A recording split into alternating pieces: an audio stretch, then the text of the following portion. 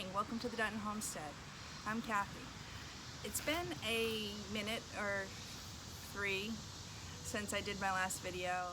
This morning I got some cherry tomatoes canned up with some basil and onions and garlic.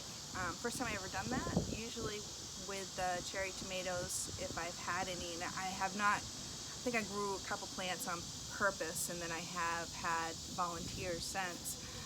Normally I just throw that in for whatever sauces I'm making, but today my father had given me a big bowl of cherry tomatoes. He's got an abundance, so I figured I would try something new with them. So I got that done this morning.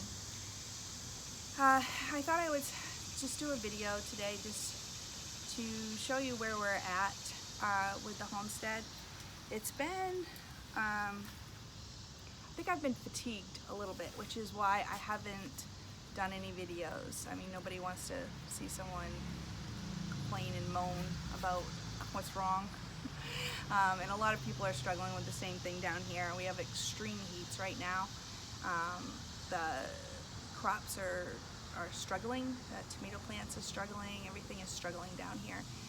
And with the busy schedule that we have, it makes it really hard to stay on top of things. I've been trying to come up with a solution because I want to continue doing this, and I thought maybe I'd explain why we decided to try homesteading in the first place, how we started 3 years ago, how it all came about. We moved down here in January of 2020, and at that time you were hearing of this super virus thing that was going to be taking over the world, and we had started hearing a little bit about it on the news and stuff, and I didn't really think too much about it. We had just moved down here. We had moved in with my son. We had planned to live there for a couple of months, thinking that Rick was going to be able to get a job right away. He has 21 years in the city back home, and figured he'd be able to be a heavy equipment operator in another city for another, 6 to 10 years, whatever. And but when he started the application process, everything just kind of came to a stop. He had applications in several different municipalities, and they all seemed eager with his experience to hire him. And then there were different rules that had started coming down around here where you couldn't have more than 10 people in a room, and the hiring process they do down here is a little bit different than what they do back where we come from in New Hampshire. They kind of hire like a whole bunch of people, and then you go through this like hiring meeting thing where everybody gets together and go, it doesn't matter what department you're in, y'all go through this together. Well, they weren't doing that because they weren't having more than 10 people in a room. Consequently, it took us 6 months for him to get a job. That's 6 months living with our son. In the meantime, my parents had put their house on the market, and it sold much quicker than what I had expected, or what they had expected, I should say. I kind of knew it was going to go pretty quick. And I needed some place to put them because they were coming down. They were not going to be able to stay with us in our son's house. There are stairs, and I mean, it's a big house. It's just not a lot of rooms, for 4 generations.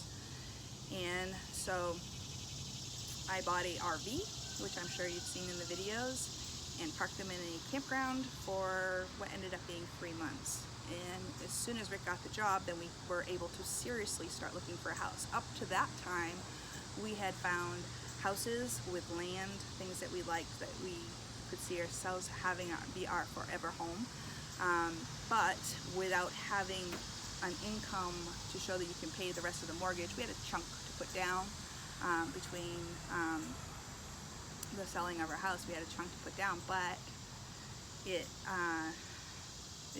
there still was going to be a mortgage, and no one's going to give you a mortgage just on your work experience. You need to prove that you can actually pay that mortgage. So as soon as we got the promise of the job, we could seriously start looking for a house. This is the first house that we found that would accommodate our needs, which was a need for the 4 of us, the Dunton family, and then my parents. And what we did is there was a partially finished basement, and there was a huge laundry room, and we were able to make that into a kitchen, and that's where my parents moved into, and that worked out great. So the first year we were here, June 2020, we had bought this house from a nice family, Christian family that were called into the ministry to Honduras, where they are now working and changing lives for the better down there. It's really awesome. Here, they put a lot of work into the inside of the house, but there wasn't a lot of like gardening and farming type stuff done outside.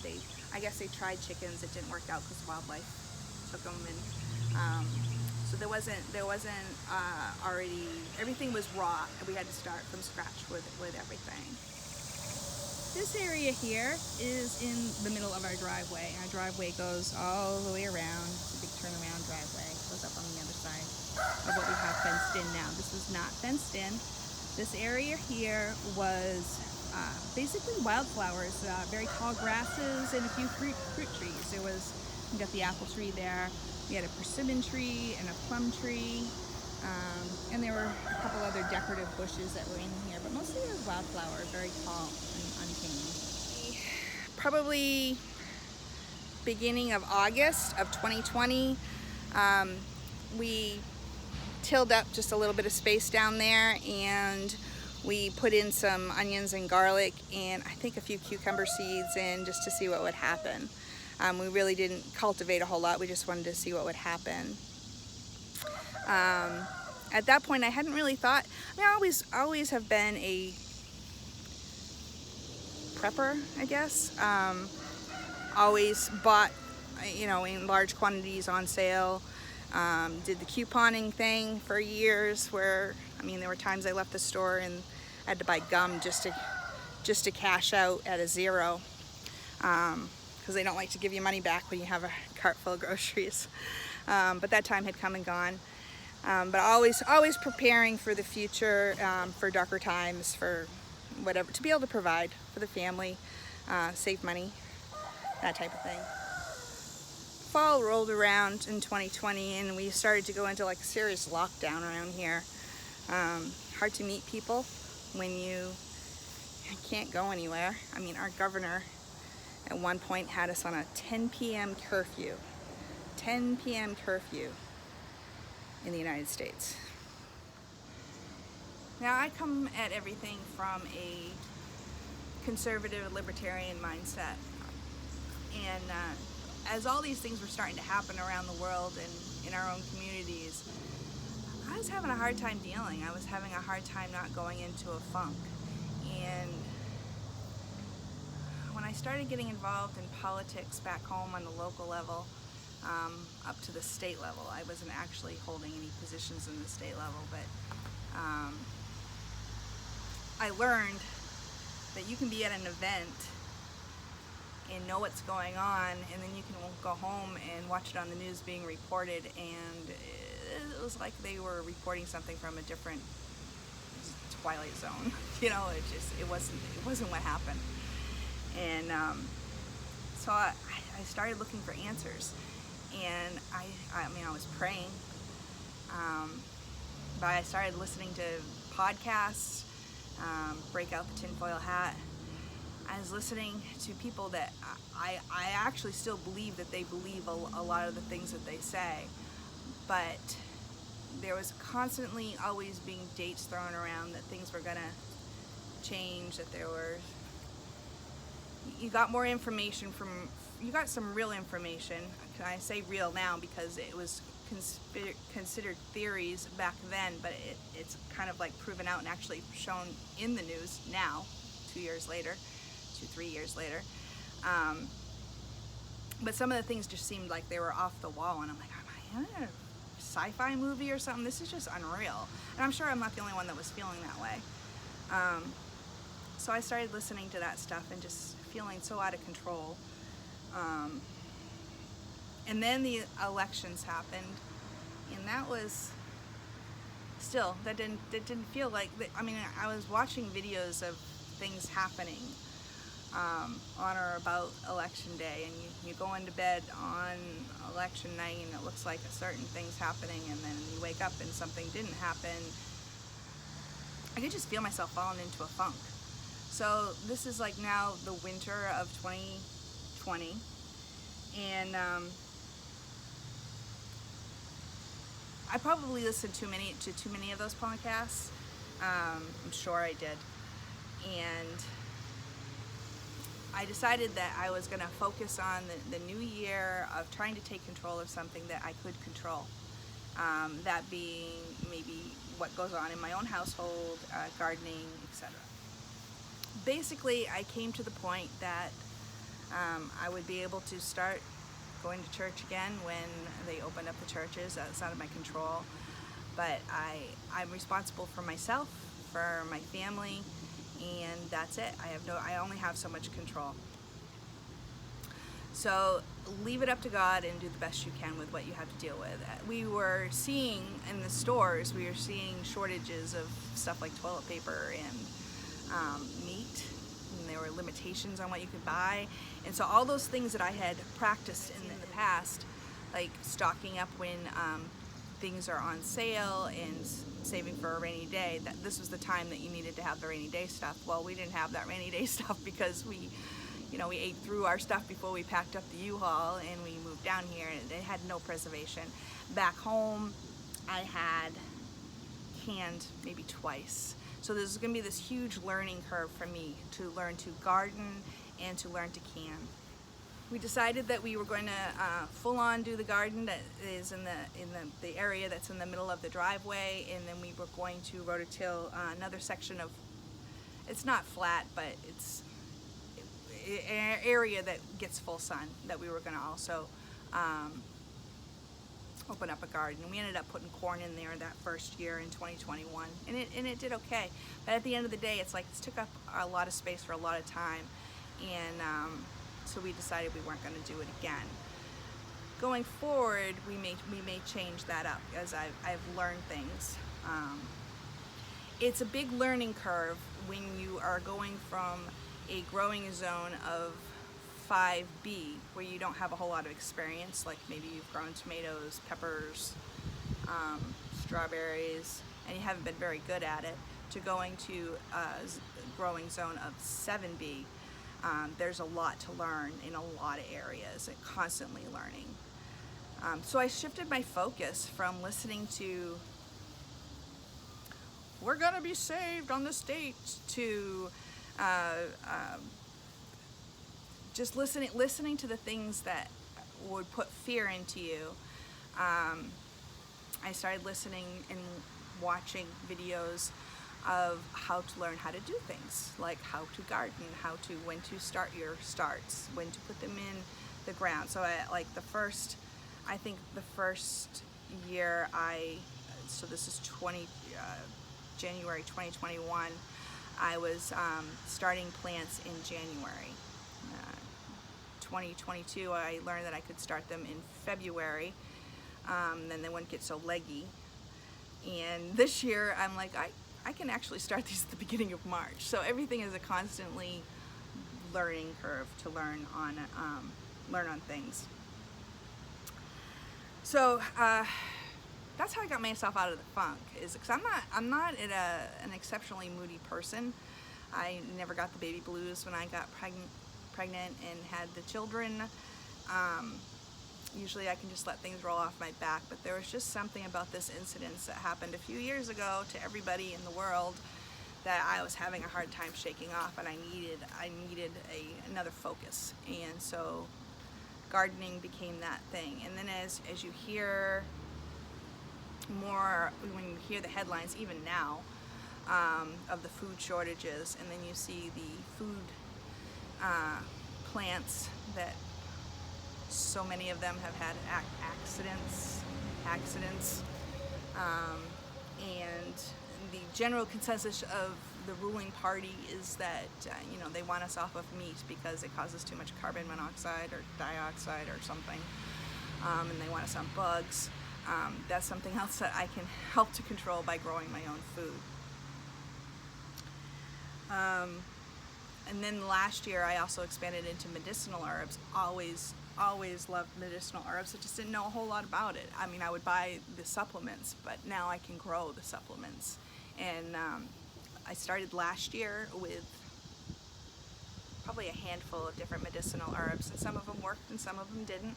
And this year I've really expanded to the point where I am now, like drying my herbs and powdering them and making my own capsules out of them for instead of spending a bunch of money on synthetic things. I'm actually growing things. I've always believed that God has provided everything that we need. We just have screwed it up, or we haven't figured it out yet. And if you eat healthy, if you're eating foods that don't have all kinds of pesticides and are not all GMO'd, you can heal your body. You need to let your food be your medicine.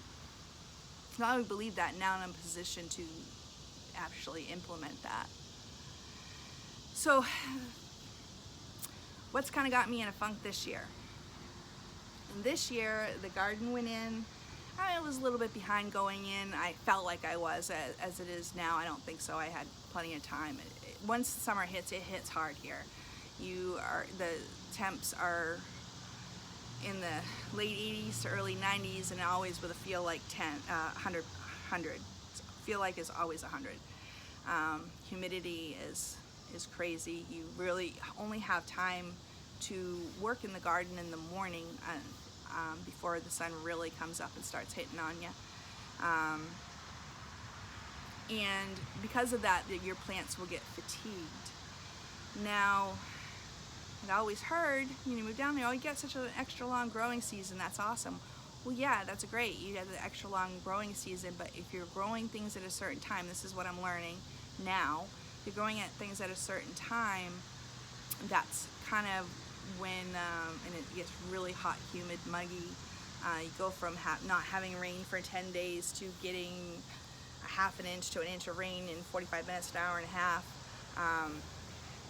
It puts a lot of stress on the plants, and when the plants get stressed, it seems like that's like a call for all the insects to come in. I saw insects this year I hadn't seen in the previous years, and it's hard to keep up. Rick works a 40-hour-a-week job, and I am gone. I'm gone taking care of my grandkids. In most cases, the last few weeks have not been that situation, but in most cases, I'm gone probably 30 to 40 hours a week as well. And my gardens, the 2 gardens we have, are more than a one-person garden. This year, Rick has been working on the super coop for all the chickens that we hatched out, which we expanded last year, our whole homesteading plan into having chickens. And this year we did to having more chickens, as well as raising meat birds, which we have processed and are in the freezer. So that's how we're like slowly growing. But it gets to be a lot when you're not a full-time, home full-time, to be able to do it. It's a lot for people that are home full-time to do. It's almost impossible to do this. You're never going to be able to grow everything you use, everything that you would normally purchase at a store, but I'm doing what I can and learning that I can do even more. But it's a lot for one person, and Rick has not been able to help me much with the garden this year, which makes it even harder dealing with the rain. Because what happens is you'll get no rain for a few days, and then you get dumped on, and then the weeds suddenly are 4 inches taller than your plants. That's no joke. And then when you're working with clay, if you're not pulling the weeds when the ground is wet, it's like trying to pull them out of cement, which is almost impossible. Last year, I was behind, and it was just me doing it because Rick had gotten sick. First, my mom got sick, so everything went in late, and then it didn't get attended because I was attending to her. And then we buried her, and about 3 weeks later, Rick ended up in the hospital. And he was only in there for a couple days, but it took him a long time to recover from his illness. And so he just wasn't into it. So I was like, I had these 2 gardens, and I can't do this. And so it was further frustration. So this year I had asked myself, do I want to do the same thing this year? Because what if I'm doing it by myself? I had a conversation with Rick, and Rick said he would be helping me with the garden this year. It has not panned out that way. Not his fault. He's not sick, but he is. He's at this. It's the same thing. He's not here, or when he's here, he's working on the chicken coop, which is a necessity. It needs to get done. We need to get all the chickens together. We still need to cull the roosters that we hatched out because we don't need as many roosters as we have. This is things that they all take time, and you only got 24 hours in a day. When you're gone, a lot of those. And then on Sunday, we're gone probably about 7-8 hours out of the day on Sunday. The only day we really have to both work on it is on Saturdays. Do we scale back? Those are questions that I was asking myself. Do we scale back? I don't really want to. I'm having a hard time letting go or dealing with that because I have all the plans that I want to do. So what's the solution? If you don't want to scale back, but you don't want to be frustrated all the time because you can't keep up, you need to make some decisions to make things easier. So this whole big long growing season that we have, I'm going to take advantage of it by basically starting over. If I start this week putting more seeds into the ground, then I should be able to yield a lot of things. Maybe not pumpkins, maybe not butternut squash, and maybe not spaghetti squash, but I should be able to yield more before our first frost. And so that's the solution that one of the solutions that we're going to come up with. I'm actually going to pull everything that I have in the upper garden right now today, and we're going to start over. Tomorrow, Rick is going to work with me on getting it tilled, and I know that there's a lot of strong feelings about tilling, and that's, people can have their strong feelings. I have very strong feelings about red clay. And we're gonna start over, drop some seeds, and I've got some starts on some things already, just a few things. I was gonna succession plant, but then the question was where I'm gonna put them. By pulling out the garden, the upper garden, then I'll have a place to put them. So I'm gonna bring you along and show you what it looks like now, and then in the next video, hopefully we'll have something accomplished for what's going to be happening going forward. It's already getting hot. It's later in the day than what I wanted it to be to get out here and start doing that, but I'm just going to do it because it needs to be done. It'll make it a lot easier if all the plants are removed. Chickens are going to get a huge salad today, and then he can just come in and rototill, and I'll pull more weeds, and then what we're going to do is put down fabric cloth, which is going to be another solution.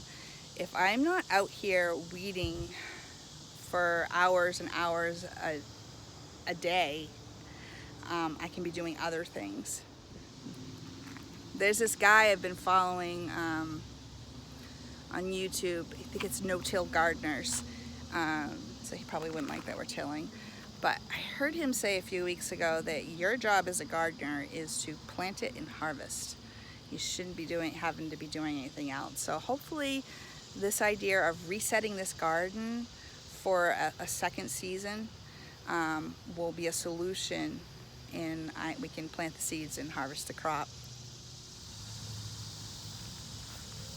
So it was probably 3 weeks ago that I came through, and right here, this is actually an aisle, and this is where I found the copperhead snake skin. That's another learning curve thing to have to be careful of down here. Is when you let your weeds get really high, you can't find where the dangers are. Gonna keep the comfrey, obviously. I'm gonna be keeping that. I think I have to weed through it. I am pulling up green beans. Green beans take no time. I'm gonna pull those up, plants and all. And we're gonna be keeping the okra. The okra is doing really well, and it looks healthy. So I'm going to be keeping all the okra. I have 6 plants. Yeah, 6 plants. The beans on the fence, they have been riddled with these little Japanese beetles. I think that's what they're called. And that's why Everything looks so sick, and it's just hard to keep up. I'm gonna pull out my tomato plants today. First I'm gonna harvest all the tomatoes. The ones that are blushing will get a chance to finish ripening on the dining room table. And the green ones, I guess I'm gonna be looking at some recipes for fried green tomatoes or whatever. I don't even know if there's any cucumbers in there, but they look pretty spent. I'll be pulling up what little bit of beets I have there. I don't know if there's anything there or not. And I've already pulled up all the zucchini plants that were here. We did really good with the zucchini. Hi, so I'm back. I was trying to film this morning, show you what the plans were for resetting this garden for our second season. A message came up on my phone that it was too hot. So, which, you didn't have to tell me that. Had 33% battery. I brought it in the house to charge, and I went ahead and just went and picked everything that I could pick out of this garden, with the exception of the okra. And I'm leaving the comfrey. And I got all the tomatoes and cucumbers, beets, and some cantaloupe out. And so now it's just ready for me to pull the drip hoses out, and it'll be ready for Rick to start rototilling tomorrow. We plan to do that. I'm going to pull out as many weeds as I can get out of there and drop some compost and the weed fabric. And then I'm going to start putting seeds in as much as I can next week, this weekend and next week. But I'll show you what I did get accomplished today. See if you can tell any difference. So I pulled all the beans off the fence, on the fence line, as much as I could get off. I need to come out here with some clippers and get the rest of them off because they're really tightly woven. And I might just wait till he gets out with the rototiller because I really hate walking through all of this thick weeds because you never know what little creatures are in there. I think there's a reason why God didn't want any serpents in the garden. I know there's reasons why I don't want any serpents in the garden. Got rid of the bush beans, skipped over the okra, the tomato plants are out. I am going to transplant, or at least put into pots. I have 2 basil and 2 rosemary that I had interwoven in with the tomatoes. I'm going to put those in pots this afternoon when it cools down a little bit. It's a little bit too hot to spend too much time out here right now. And I've got the beets out, and what melons were still there. Now I still have a butternut squash here, and I don't know what's in this mess, and I'm not going to look around too much. There's another butternut squash on the other side. That hasn't yet come into color, so I don't think it's ready yet. I'm going to sacrifice these few zucchini plants that I put in. I already pulled a couple out that were over here. They're not very big. There is some flowers. I'm just going to let them go. We're going to pull those out when he gets down here with the tiller, and because I honestly believe that I can grow some more from seed, and have them produce well throughout the rest of the season. I have about, I want to say like 100 days left of the growing season till the first frost, and that should be enough time to get a lot of produce out of this garden again. Earlier this week I had already cleared out all the broccoli and cauliflower that I had growing in the high tunnel. I'm not sure what I'm going to do with this. I think it will come in handy when it does get real crispy out and cold out. I just don't know what to do with it at this point, so I might just let it be. On the side, I have not pulled the broccoli out on that side. That's just too much of a jungle for me. So that's some of the solutions that I have come up with to try to make this garden more manageable for when especially if it's just me on an unlimited time schedule, to be more efficient with weeds, which also attract bugs, which take, just overall, just to have a more successful garden. Now, I can't complain. We have gotten tons of tomatoes already. I have I'm gonna say probably 7 gallons bags of tomatoes that I have in the freezer. I'm just waiting for my peppers to catch up so then I can make salsa and make some other things for like pizza sauce and pasta sauce and stuff. And if I have enough with the second crop, I'm gonna try barbecue sauce, I think. So another solution, another problem we have is with this clay is root vegetables, things that at least start off in the ground. It's hard to get the size that we're hoping for, and I think I have a solution for that. So when Rick got all the free wood that he located through Facebook Marketplace, he also had these crates. My plan is when we get his truck back from the garage, they've had it for 3 weeks now, is to load this up with some wood from trees that he's cut down, and that way I'm only putting like half the soil in. And I plan to do onions and garlic and carrots, maybe beets, I'm not sure what else, but to be able to do this in these crates. Now those are things that I will start in October, November, and I should be able to grow spinach and some other leafy greens in amongst them, like interplanting with them at the same time, and not have it interfere, actually have it be able to help. And I think it'll be easier because there won't be a lot of weeds. I won't be pulling up something and going, is this a weird lettuce or is this grass? This is what I was able to get out of the garden this morning. Just a handful of beets. Maybe enough for like 1 jar of pickled beets. Maybe there's such thing as a quick pickle beets, I don't know. Some oversized cukes, which I will probably be making some new recipes that I started out trying this week. And a lot of tomatoes at various stages of ripeness. And a few melons. I already pulled 3 big melons that I have cut up. They are so juicy and so good. I have a baby spaghetti squash. I don't know if this is going to be worth cooking or not. And this looks like a baby butternut, which is probably useless. Or chicken food, so I guess not completely useless. So I guess to sum up this video, we started off planting a garden, and then we went into a crash course of trying to learn, and we made a lot of mistakes, a lot of rookie mistakes. Learned a lot. Sometimes it takes me 2 or 3 times doing the same thing over again to learn that, oh yeah, I wasn't supposed to do that. I am finding that journaling is helping. Also finding that doing the videos is helping. When we first started the garden a few years ago, we used to do videos and we put them on Facebook, and our northerner friends that were somewhat envious of the garden because it might still have been snow on the ground when we were actually starting to get a harvest.